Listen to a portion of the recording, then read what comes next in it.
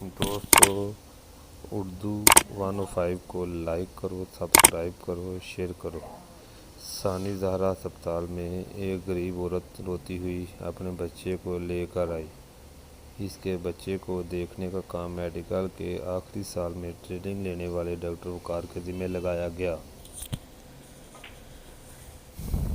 Medical college سے کچھ دنوں بعد ڈگری ملنے والی تھی، پھر وہ آزادی سے کہیں بھی کلینک کھول سکتا تھا۔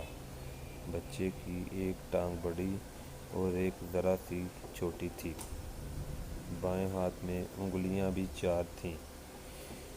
اس نے بچے کو دیکھ کر برا سا منہ بنایا کہ اس اپاہج کو زندہ رکھنے کا کیا فائدہ، لیکن یہ اس کا امتحان بھی تھا۔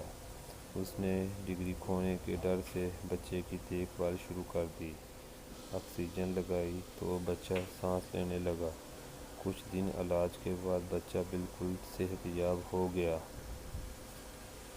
اس کی ماں دعائیں دیتی ہوئی رخصت ہو گئی۔ وہ حقارت سے دونوں کو جاتا دیکھتا رہا۔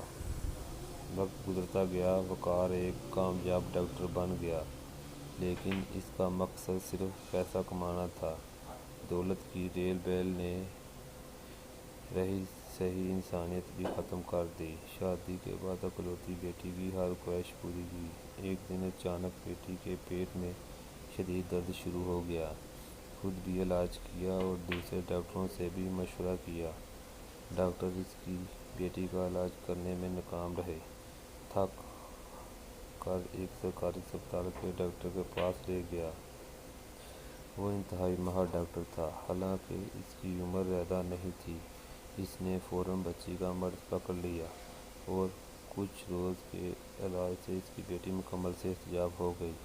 آج ڈاکٹر وقار اس ڈاکٹر کا شکریہ ادا کرنے سرکاری ہسپتال آئے تھے جو اس کے محسن تھے۔ اتفاق سے ڈاکٹر صاحب اپنے کمرے سے باہر نکلے تو ڈاکٹر وقار حیران رہ گئے۔ انہوں نے پہلی بار ڈاکٹر صاحب کو چلتے دیکھا تھا۔ انہوں نے غور کیا تو شرم سے ان کا سر جھک گیا۔ سرکاری ڈاکٹر لنگڑا کر چل رہے تھے کیونکہ ان کی ایک ٹانگ چھوٹی تھی اور بائیں ہاتھ میں 4 انگلیاں تھیں۔